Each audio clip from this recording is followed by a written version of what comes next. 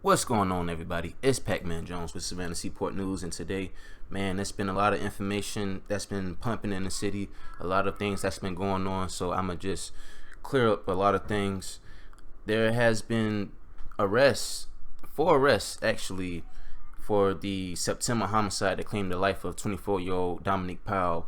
If you don't remember that case, I have that in my playlist. Actually, I'll link it in the description so you guys can see that video, but I'll go through a brief overview for it. They arrested Arthur Newton. Well, they already had Arthur Newton arrested for a earlier attempted robbery on Dominic Powell, in which Dominic Powell defended himself and shot Arthur Newton. So Arthur Newton has already been in Chatham County, but they also arrested Artez Strain, 22, Timothy Coleman, 21, and Tyreek Walker, 21. They're all charged with murder for their roles in the shooting that happened on September 12th. That was in the Tatumville area. Now, what initially happened was Dominic Powell. It was attempted robbery by Newton and another suspect, and they exchanged gunfire, and pretty much Powell got off on self-defense. I mean, he didn't even have to go to the court for it. I mean, it was just self-defense proven at the scene. So what they're saying is Arthur Newton was like a higher ranked member of the Blood Gang, and he sent out these three guys to go take out the hit on Dominique 5 days later on the 12th. Now, they had a murder warrant for Strain, and they got him, I believe, on November the 9th at his residence on Skidway Road. And the other suspect, what's his name, Tyreek Walker, he turned himself in Thursday, November the 10th, well, actually yesterday, at approximately 9:50 a.m. And speaking of this, I actually had the sister of Dominic Powell, I'm not going to release her name, but she sent a comment my way, and she was just saying, thank God they finally got his murderers. May God deal with them accordingly. Pray for his 1-year-old baby girl who will never know her father. Now, I'm going to get back to this, but I'm going to talk about another shooting that turned homicide on Thursday in the Bonabella area around 6 p.m. They say the shooting victim was found on the 2400 block of Rivera Drive, but they didn't find the person who pulled the trigger. But they found Sukwon Boram, 21. He had serious injuries and rushed to the hospital. He later died to his injuries. They're still searching for the motive or the gunman. I have pictures of Sukwon Boram. I found this on his Facebook. I searched up his name on Facebook, and I found a few pictures that I could present to you. Now, they're saying that they found them there at the 2400 block of Rivera Drive, but they said that the person may have traveled on foot to that area after the incident occurred, and he collapsed there. There are people that was living nearby saying that they heard a whole bunch of gunfire and thought it was fireworks. Man, that's just sad that a 21-year-old gets gunned down like that. I believe that is the 47th homicide of the year, Sukwon Boram. Oh, and also on Wednesday, there was a 17-year-old girl that was shot in the Savannah High School parking lot on Wednesday night. Police say the girl was caught in the crossfire while waiting for a ride after an event on the Savannah High School grounds. I believe it was a basketball game. I'm not sure, but that's the high school. Savannah High School is the high school on the east side for my people that's watching that's not in Savannah. Savannah High School is the biggest high school in Savannah by far. I mean, when you look at it, it looks like a dang college campus. I think I have footage of it. Savannah High I don't have the best footage of Savannah High, but I'll go over there one of these days just to show you how big that school is. But they believe that she was just socializing in the parking lot, how most teenagers do, just talking in the parking lot after the game's over, and she was shot in the leg. And they also said that an occupant of a 4-door silver or gray sedan and a white Lincoln SUV exchanged gunfire. So pretty much she was just caught in the gunfire. And usually you don't really hear about shootings that's happening outside of schools like that in Savannah. So this kind of concerns me. And also on Thursday morning, a teenager was shot on a unspecified area on Geechee Farms. So I'm guessing that's on 17 somewhere, Geechee Farms. Police say the 17-year-old victim arrived to the hospital in a privately owned vehicle seeking non-life-threatening gunshot wounds. He and some acquaintances were displaying firearms with one another shortly after he was walking down an unknown street where he was shot. Now that just sounds crazy. I mean, I know they're not going to release the 17-year-old boy's name or the location, especially if they're not going to release the location, especially if it's private location, because if you own private property, they have the right to disclose their location. So when I read that sentence where it says they were displaying their weapons to one another, I'm like, I don't know where a 17-year-old gets a gun like that so where they can display firearms to one another. I don't understand that. But if you don't understand it even more, then I have an update for the Rico Hicks case. They actually arrested a 12-year-old boy on involuntary manslaughter charge in the child's death. Now, I did this story about Rico Hicks. If you haven't seen it, I'll link it in the description as well, where the 6-year-old boy Rico Hicks was shot and killed in his backyard while playing in his was shot in his grandmother's backyard. And this homicide occurred on October the 5th on West 50th Street.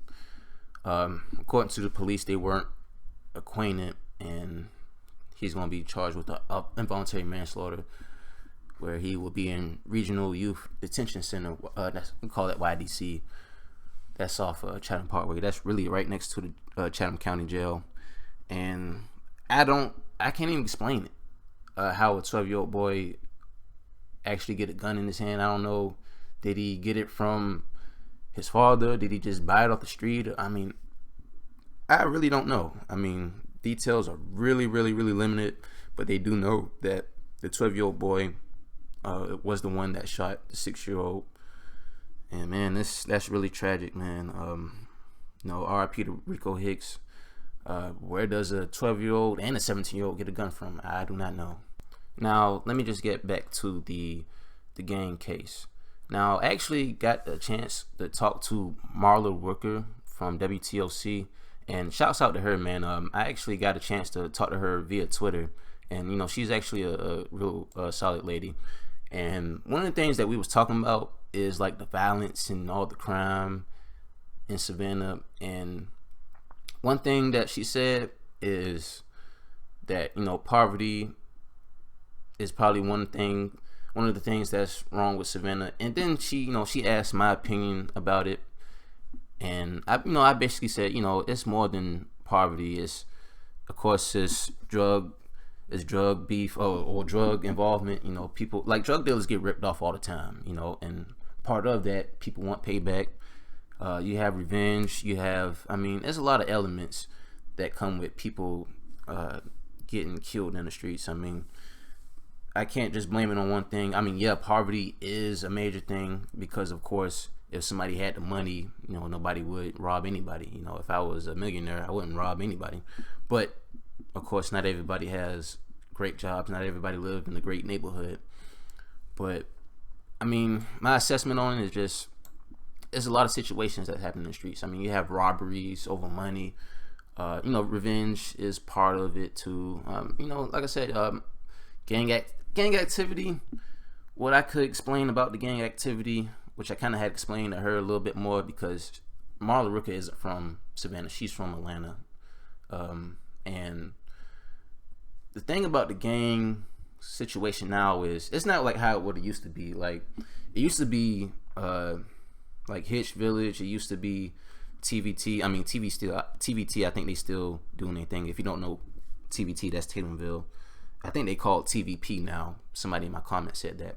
I mean, it used to be, Yamacraw. Now it's just, you got the blood gangs. And the thing I want to say about the blood gang, I don't think that's a West Side gang. I think that's like a East Side gang. And I only said that because I covered one of my artists like way earlier in when I started off my channel, and I know that he's affiliated with the blood gang. I'm not gonna say his name, but I know that he's affiliated. I know he's affiliated with the blood gang, and I know that he's originally from the East Side. So, I live on the West Side, so I don't really see anybody rocking red with the red flag, because, like I said, gangs in Savannah ain't really sophisticated like how it is in other states like Chicago, or other cities like Chicago or Los Angeles or New York. I mean, gangs aren't sophisticated like that. And like I said in my other video about the Savannah for Dummies, people aren't coming out and saying that they're a gang.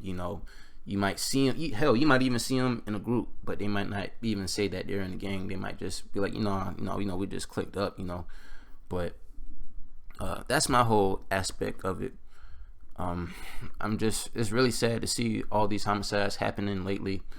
Like I said, this is November the 11th, so I don't think we would hit 60 homicides like how it was in 91, but we would probably hit somewhere at 50, because what you gotta understand about the streets is, man, is when people die, and especially if they're involved in the gang, and the fact that the information comes out that this person killed him from this gang or from this side, that's people that's really active in the street. Like, man, I get a lot of information on Facebook, some on Twitter, but really I get a lot of information on Facebook. And really about the 47th homicide, man, I've been knew like the dude died like hours and hours ago before WTOC reported, because the streets talk, like the streets talk heavily. And about that is when people see information put out, by big media sources, they say, oh, I'm just gonna look at it from the victim's friend side of view.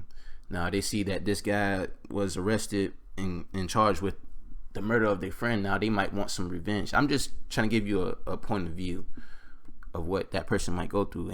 And more about the gang things that's going on in Savannah, man. Chatham County really searching for that W. And what I mean by that W is, if they can find one of you guys that's in the gang, they gonna try to find 4, 5, 10, everybody that's in your crew. And not only that, but next year they're really about to spend $140,000 just to crack down on crime a little bit more. I think they're gonna start on that by the beginning of next year, and I think they're gonna really focus in like the areas where there's a lot of crime, like Brownsville neighborhood, like places on the east side, Tatumville. I mean, they're just gonna really focus in those areas. But man, it's just, RIP to Dominique. But it's really sad to see that my people are on this route, that we have to result in robbing and killing each other and shooting each other for what? I mean, every victim that I talked about in this, they are a brother, they are a father, they are whatever they are to their family. I mean, they probably have sons, it's disappointing that I keep on reporting this stuff, and it never changes, man. And I'm really glad Marla Rooker definitely got in contact with me, because we really had a real defined conversation. I can't really tell you everything that we talked about, but I'm really glad that she watched my stuff, because it made me feel like I'm not doing this, just doing this for the hell of it. But I just really want people just to be more aware of their surroundings, especially if you think that your area is a gang infested area. You might not like this, but you might need to invest in a gun. You don't want to be on the other side where somebody attempt to rob you and shoot you, or you don't want to be the victim at all in any of these cases. So RIP to Dominique, RIP to Sukwon. And I just really hope all these shootings stop, man. I mean, it tears down the community a day at a time, one day after another day. It slowly brings down the community, and it comes to the point where nobody wants to move in these areas. So, I mean, that's all I can say about it, man. Give your thoughts and opinions about it. Let me know what's going on. Definitely give this video a like, but that's all for right now. It's Pac-Man Jones with Savannah Seaport News, and I'm out.